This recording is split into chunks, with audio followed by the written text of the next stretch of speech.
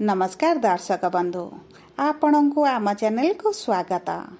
आज भिडटी तुला राशि व्यक्ति विशेषों बहुत गुरुत्वपूर्ण रही से आपणकर जदि तुला राशि होता है तेबे यह भिडटी को निश्चित भाव में थरे मात्र शेष पर्यंत देखंतु एवं निजर व्यस्त समय मध्यरु मात्र 10 मिनिट समय आपण निज पई दियंतु एवं निज भविष्य विषय रे जानतु। देखंतु दर्शक बंधु दीर्घ दिन पर तीनोटी बड़ ग्रह निजर राशि परिवर्तन करिवे एवं एही मे मासरे करबाकू जाउछंती जहा फल रे आपणक मे मासटी अधिक प्रभावित हेबाकू जाउछि। देखंतु एही परिवर्तनटी आपणक जीवन रे किछिटी शुभ फल देई पारे एवं किछिटी अशुभ फल मध्य देई पारे। सेति प्रति आपणकू एही वीडियो माध्यम रे किछिटा सचेतन मध्य कराजिबो एवं एही वीडियो रे आमे आपणकर स्वास्थ्य शिक्षा प्रेम संपर्क वैवाहिक जीवन पारिवारिक संपर्क क्यारियर विषय रे विस्तृत भाव में आलोचना करिबा एवं एही प्रमुख ग्रह मानकर प्रभाव आपणक जीवन को किभଳି प्रभावित करिबो ताहा मध्य देखिबा। किंतु भिडियोटी आरंभ करने पूर्वर जदि आपणकर तुला राशि होइथाए एवं आपण भी ईश्वर को आंतरिक भक्ति एवं विश्वास करती तेबे भिडियोटी को लाइक करंतु एवं कमेंट बॉक्स रे जय जगन्नाथ जय माँ लक्ष्मी अवश्य लिखि दियंतु। ता सहित आपणक मनरे जहाँ भी प्रश्न रही जहाँ भी द्वंद्व रही आपण कमेंट बॉक्स रे लिखि जणांतु। आमे आपणक प्रश्नर उत्तर देबा पई यथा संभव प्रयास करिबु। देखंतु विलंब हेले मध्य आपणक प्रश्नर आमे निश्चित उत्तर देबु। ता सहित दर्शक बंधु जानि रखंतु जे आमर एही कार्यक्रमटी आपणकर जन्म राशि बा चंद्र राशि उपरे आधारित होईछि। जदि आपण आपणकर जन्म राशि जानि नाहंती एवं नाम राशि को व्यवहार करी समस्त कार्य करुछंती तेबे आपण कमेंट बॉक्स रे निजर जन्म तारीख जन्म समय एवं जन्म स्थान लिखि जणातु। आमे आपणकर जन्म राशि लग्न नक्षत्र जणाई देबु जहाँ आपणक पई सठिक एवं निर्भुल रहइबा एवं आपण एहाकू व्यवहार करी भविष्यत रे जेकोनसी शुभ कार्य बा मांगलिक कार्य करि परिबे। ता सहित दर्शक बंधु जानि रखंतु जे आम आपणकू भिडियोर मध्य भागरे एक व्हाट्सएप नंबर टी दिया जिवो जहाँ माध्यम रे आपण आम सह जोगाजोग करी निजर संपूर्ण कुंडली राशि नक्षत्र लग्न भविष्यत विषय रे बहुत सहजरे जानि परिबे। तेबे आपण भिडियोटी शेष पर्यंत देखंतु आम सह जोड़ी होई रही थांतु एवं व्हाट्सएप नंबर माध्यम रे आम सह जोगाजोग करंतु। एबे चलंतु कार्यक्रमटी को आगकू बढ़ाइबा किंतु ता पूर्वरु आपणक तुला राशि रे नवग्रहकर स्थितिटी किभଳି रहुछि ताहा जानिबा। देखंतु आपणकर षष्ठ गृह रे राहु शुक्र शनि एवं बुध सप्तम गृह रे सूर्य अष्टम गृह रे देवगुरु बृहस्पति दशम गृह रे मंगल एवं द्वादश गृह रे केतु विराजमान करिछंती जहा फल रे सेही गृह गुड़िक अधिक प्रभावित हेबो। किंतु ता पूर्वरु दर्शक बंधु आपणक पई शुभ खबर हेउछि आपणकर एही मे मास 15 तारिख दिन गुरु आपणकर भाग्यर गृह को आसुचंती तेणु करी आपणकर भाग्य एबे आपणक साथ देबा आरंभ करिबो आपणकर भाग्य चमकिबा आरंभ हेबो। किंतु ता पूर्वरु आसंतु जानिबा आपणकर स्वास्थ्य टी किभଳି रहइबो। आ देखंतु आपणकर स्वास्थ्य आपणक प्रथम गृहरु जणा पड़े एवं आपणकर राशिंकर स्वामी मध्य आपणकर षष्ठ गृह रे अछंती माने रोग ऋण रिपुर गृह रे अछंती तेणु करी आपणकर स्वास्थ्य रे कौनसी गंभीर समस्या आपण देखिबे नाही। जदि भी आपणकर ब्लड रिलेटेड समस्या किछि चलीतिला ताहा धीरे धीरे कम हेबा आरंभ हेबो। आपणक स्वास्थ्य रे आपण बड़ परिवर्तन देखिबे। जहाँ भी गंभीर समस्या पूर्वर आपण को बहुत हैरान करुथिला कष्ट देउथिला पीड़ा देउथिला ताहा धीरे धीरे कमिबा आरंभ हेबो। आपण उपशम पाइबे स्वास्थ्य को नैथिबा चिंताटी आपणकर दूर हेबो। देखंतु एही मे मास 15 तारिख पर गुरुंकर राशि परिवर्तन आपणकर भाग्य को बदलाइबो आपणकर स्वास्थ्य को बदलाइबो। ତେବେ ଆସନ୍ତୁ ଦେଖିବା ଆପଣଙ୍କର ଶିକ୍ଷା କିଭଳି ପ୍ରଭାବିତ ହେବ। ଦେଖନ୍ତୁ, ଆପଣଙ୍କର ଶିକ୍ଷାର ଗୃହର ସ୍ୱାମୀ ହେଉଛନ୍ତି ଶନି, ଯିଏ ବର୍ତ୍ତମାନ ରାହୁଙ୍କ ପ୍ରଭାବରେ ପୀଡ଼ିତ ଅବସ୍ଥାରେ ଅଛନ୍ତି। କିନ୍ତୁ ମେ ମାସ 18 ତାରିଖ ପରେ ଶନି ଯେତେବେଳେ ମୁକ୍ତ ହୋଇଯିବେ, ଆପଣଙ୍କର ଶିକ୍ଷାର ବଡ଼ ପରିବର୍ତ୍ତନ ଦେଖିବେ। ଆପଣଙ୍କର ଶିକ୍ଷା ସମ୍ବନ୍ଧିତ ଯେକୌଣସି ବଡ଼ ନିଷ୍ପତ୍ତି ନେବେ, ଆପଣ ସେଥିରେ ଫଳପ୍ରଦ ହେବେ। ଆପଣଙ୍କୁ ସଫଳତା ମିଳିବ।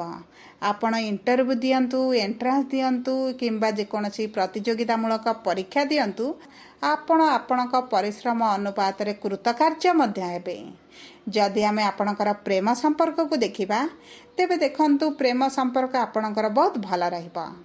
ଏବେ ଆପଣଙ୍କ ସମ୍ପର୍କର ଯେଉଁ ଦୂରତାଟି ବଢ଼ିଯାଇଛି, ତାହା ଧୀରେ ଧୀରେ କମିବା ଆରମ୍ଭ ହେବ। ଆପଣଙ୍କର ସାଥୀ ଆପଣଙ୍କୁ ବୁଝିବା ଆରମ୍ଭ କରିବେ। ଉଭୟଙ୍କ ମଧ୍ୟରେ ପ୍ରେମ ରୋମାଞ୍ଚର ବୃଦ୍ଧି ଘଟିବ।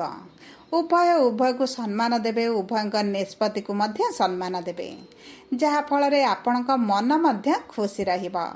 ସବୁଠାରୁ ବଡ଼ କଥା ହେଲା, ଆପଣମାନେ ଯଦି ପ୍ରେମ ସମ୍ପର୍କକୁ ବିବାହର ରୂପ ଦେବାକୁ ଚାହୁଁଛନ୍ତି, ତେବେ ଆପଣଙ୍କ ପାଇଁ ସବୁଠାରୁ ଭଲ ସମୟ ଆସୁଛି। ଆପଣଙ୍କର ଭାଗ୍ୟ ଆପଣଙ୍କ ସାଥ ଦେବ। ଆପଣ ଯଦି ସଠିକ୍ ସାଥୀଟିଏ ବାଛିଛନ୍ତି, ତେବେ ଆପଣ ବିବାହ ବନ୍ଧନରେ ମଧ୍ୟ ବାନ୍ଧି ହୋଇପାରନ୍ତି।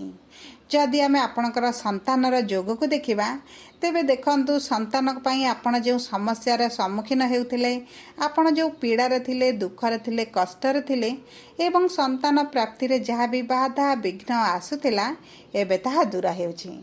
କାରଣ ଗୁରୁ ଆପଣଙ୍କର ପଞ୍ଚମ ଗୃହକୁ ବା ସପ୍ତମ ଗୃହକୁ ଦୃଷ୍ଟି ଦେବେ, ଯାହାଫଳରେ ଆପଣଙ୍କ ସନ୍ତାନ ପ୍ରାପ୍ତି ପାଇଁ ବହୁତ ଭଲ ସମୟ ଆସିବ। ତା ସହିତ ଭାଗ୍ୟ ଗୃହକୁ ଗୁରୁଙ୍କର ଗୋଚର ଆପଣଙ୍କ ସନ୍ତାନ ପ୍ରାପ୍ତି ପାଇଁ ସୁବର୍ଣ୍ଣ ସୁଯୋଗ ଆଣିଦେବ।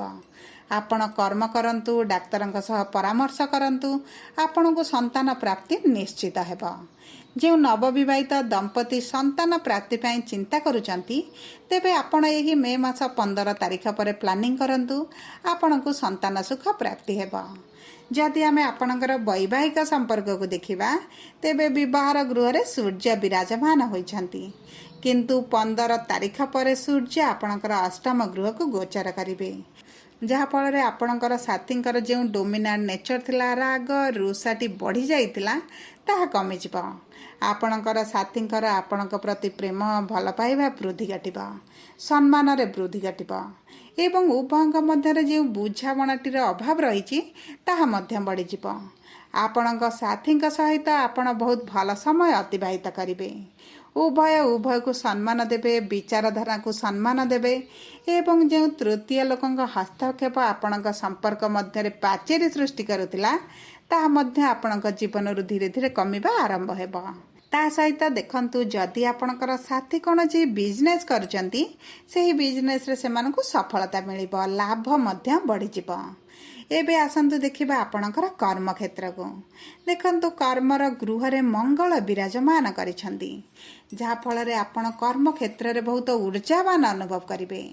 ସବୁ କାମକୁ ଆପଣ ନିଜେ ପରିଚାଳନା କରିବେ ଏବଂ ଆପଣଙ୍କର ଦକ୍ଷ ପରିଚାଳନା ଧନ ମାନ ପ୍ରତିଷ୍ଠାକୁ ବୃଦ୍ଧି କରିବ। ଦେଖନ୍ତୁ, ଆପଣଙ୍କର ପୂର୍ବରୁ କର୍ମକ୍ଷେତ୍ରରେ ଯେଉଁ ଅସୁବିଧା ଗୁଡ଼ିକ ଆସୁଥିଲା, ତାହା ହ୍ରାସ ପାଇବ। ଆପଣଙ୍କ ସହ ଶତ୍ରୁତା ଆଚରଣ କରୁଥିବା ବ୍ୟକ୍ତିମାନେ ଦୂରକୁ ଚାଲିଯିବେ। ଆପଣ ଆପଣଙ୍କ ଶତ୍ରୁମାନଙ୍କୁ ଦମନ କରିବେ। ଆପଣଙ୍କର କର୍ମକ୍ଷେତ୍ରରେ ଆପଣଙ୍କର ସକାରାତ୍ମକ ପଜିଟିଭ ପରିବର୍ତ୍ତନ ହେତୁ ଉଚ୍ଚ ଅଧିକାରୀଙ୍କ ସହିତ ଘନିଷ୍ଠତା ବଢ଼ିବ, ପଦୋନ୍ନତି ହୋଇପାରେ, ଦରମା ବୃଦ୍ଧି ହୋଇପାରେ। ଏହିଭଳି ଆପଣଙ୍କୁ କିଛି ନା କିଛି ଶୁଭ ଖବର ମିଳିବ। ଇନକମ୍ରେ ବୃଦ୍ଧି ଘଟିବ ଏବଂ ଆପଣଙ୍କର ସହକର୍ମୀମାନେ ଆପଣଙ୍କ ସହିତ ବନ୍ଧୁତାର ହାତ ମଧ୍ୟ ବଢ଼ାଇବେ। ଯେଉଁମାନେ ବ୍ୟବସାୟ କରୁଛନ୍ତି, ସେମାନଙ୍କର ବ୍ୟବସାୟରେ ଆଶା ଅନୁରୂପକ ଫଳ ମଧ୍ୟ ମିଳିବ। ଆପଣଙ୍କ ପରିଶ୍ରମ ଅନୁପାତରେ ଆପଣଙ୍କର ଧନ ଆମଦାନୀ ବଢ଼ିଯିବ। ଏବେ ବ୍ୟବସାୟରେ ଯେଉଁ ଖରାପ ପରିସ୍ଥିତିଟି ଚାଲିଛି, ସେଥିରେ ସୁଧାର ଆସିବ। ଆପଣଙ୍କ ବ୍ୟବସାୟରେ ଆୟ ବୃଦ୍ଧି ଘଟିବ। ନୂତନ ବ୍ୟବସାୟର ସ୍ରୋତ ମଧ୍ୟ ଆପଣ ଖୋଜିପାରନ୍ତି। ହଠାତ୍ ଆପଣଙ୍କୁ ଲାଭ ମଧ୍ୟ ମିଳିପାରେ। ଆପଣ ଆପଣଙ୍କର ବ୍ୟବସାୟକୁ ନେଇ ସମାଜରେ ନୂତନ ପରିଚୟ ମଧ୍ୟ ସୃଷ୍ଟି କରିପାରନ୍ତି। ସବୁପରେ ଯଦି ଆମେ ଆପଣଙ୍କର ଆର୍ଥିକ ସ୍ଥିତିକୁ ଦେଖିବା ତେବେ ଆପଣଙ୍କର ଆର୍ଥିକ ସ୍ଥିତିରେ ମଧ୍ୟ ବଡ଼ ପରିବର୍ତ୍ତନ ଆସିବ। କାରଣ ଏହି ମେ ମାସ 18 ତାରିଖ ଦିନ କେତୁ ଆପଣଙ୍କର ଏକାଦଶ ଗୃହକୁ ଗୋଚର କରୁଛନ୍ତି, ମାନେ ଆପଣଙ୍କର ଲାଭର ଗୃହକୁ ଆସିବେ, ଯାହାଫଳରେ ଆପଣଙ୍କର ଯେଉଁ ଆର୍ଥିକ ସ୍ଥିତିରେ ସମସ୍ୟା ଆସୁଥିଲା ତାହା ଦୂର ହୋଇଯିବ। ଆପଣଙ୍କ ଆର୍ଥିକ ସ୍ଥିତି ମଜବୁତ ହେବ। ଏବେ ଯେଉଁ ଖରାପ ପରିସ୍ଥିତିଟି ଚାଲିଛି, ଅର୍ଥକୁ ନେଇ ଯେଉଁ ସମସ୍ୟା ଚାଲିଛି, କରଜରେ ଅଛନ୍ତି, ଲୋନ୍ରେ ଅଛନ୍ତି, ତାହା ଆପଣ ସୁଝିଦେବେ। ଆପଣଙ୍କ ବ୍ୟାଙ୍କରେ ଜମା ହୋଇଥିବା ପୁଞ୍ଜିରେ ବୃଦ୍ଧି ଘଟିବ। ଆପଣ ନୂତନ ବ୍ୟବସାୟ କରିବା ପାଇଁ ଚିନ୍ତା କରିପାରନ୍ତି, କିଛି ଏକ୍ସଟ୍ରା କାମ କରିବା ପାଇଁ ଭାବିପାରନ୍ତି। ଦେଖନ୍ତୁ, ଆପଣଙ୍କର ଭୌତିକ ସୁଖ ସମ୍ପତ୍ତିରେ ବୃଦ୍ଧି ଘଟିବା ସହିତ ଆପଣଙ୍କର ରୋଜଗାରର ନୂତନ ପନ୍ଥା ମଧ୍ୟ ଆପଣଙ୍କୁ ମିଳିଯିବ। ଆପଣ ଏହି ସମୟ ମଧ୍ୟରେ ଯଦି ଧନ ସଞ୍ଚୟ କରିବା ପ୍ରତି ଦୃଷ୍ଟି ଦିଅନ୍ତି, ସେଥିରେ ମଧ୍ୟ ଆପଣ ସଫଳ ହେବେ। ଆପଣଙ୍କର ଯେଉଁ ଅଯଥା ଖର୍ଚ୍ଚ ଗୁଡ଼ାଏ ବଢ଼ିଯାଉଥିଲା ତାହା କମିବା ଆରମ୍ଭ ହେବ। ସବୁ ପରେ ମନେ ରଖନ୍ତୁ, ଆପଣଙ୍କର ଆର୍ଥିକ ସ୍ଥିତିଟି ବହୁତ ପ୍ରଭାବିତ ହେବ। ଆପଣଙ୍କର ଲାଭ ବଢ଼ିବ। ତେଣୁକରି ଆପଣ ଏହି ସମୟ ମଧ୍ୟରେ ଯଦି ଆପଣ ଆପଣଙ୍କ ଅର୍ଥର ସଦୁପଯୋଗ କରନ୍ତି, ଆପଣଙ୍କ ପାଇଁ ଏହି ବର୍ଷଟି ସବୁଠାରୁ ବହୁତ ଭଲ ବର୍ଷଟିଏ ରହିବ। ମୋଟାମୋଟି ଭାବେ ଦେଖିବାକୁ ଗଲେ ଏହି ମାସରେ ଗୁରୁଙ୍କର ଆପଣଙ୍କ ଭାଗ୍ୟର ଗୃହକୁ ଚଳନ ଆପଣଙ୍କ ଭାଗ୍ୟ ପରିବର୍ତ୍ତନ କରିବ। ଯଦି ଆପଣଙ୍କର ତୁଳା ରାଶି ହୋଇଥାଏ ଏବଂ ଆପଣ ଅଧିକ ଶୁଭାଶୁଭ ଫଳ ଆଶା ରଖିଛନ୍ତି, ତେବେ ଆପଣ ପ୍ରଭୁ ଶୁକ୍ରଙ୍କର ବୀଜ ମନ୍ତ୍ର ଜପ କରନ୍ତୁ, ବିଷ୍ଣୁ ସହସ୍ରନାମ ପାଠ କରନ୍ତୁ, ପ୍ରାତଃ ସମୟରେ ସୂର୍ଯ୍ୟଙ୍କୁ ଜଳ ଅର୍ପଣ କରନ୍ତୁ। ଆପଣଙ୍କୁ ଅଧିକ ଶୁଭାଶୁଭ ଫଳ ପ୍ରାପ୍ତି ହେବ। ଯଦି ଆପଣଙ୍କର ତୁଳା ରାଶି ହୋଇଥାଏ, ଭିଡ଼ିଓଟି କିଭଳି ଲାଗିଲା କମେଣ୍ଟ ବକ୍ସରେ ଲେଖି ଜଣାନ୍ତୁ। ଯଦି ଆପଣଙ୍କ ପ୍ରିୟଜନଙ୍କର ତୁଳା ରାଶି ହୋଇଥାଏ, ଭିଡ଼ିଓଟି ତାଙ୍କ ସହ ସେୟାର କରନ୍ତୁ। ଯଦି ଆପଣ ଆପଣଙ୍କର ରାଶି, ଲଗ୍ନ, ନକ୍ଷତ୍ର ବା ନୂତନ କୁଣ୍ଡଳୀ ଚାହୁଁଛନ୍ତି, ତେବେ ହ୍ୱାଟ୍ସଆପ୍ ମାଧ୍ୟମରେ ଆମ ସହ ଯୋଗାଯୋଗ କରନ୍ତୁ। ଧନ୍ୟବାଦ। ତେବେ ଆପଣ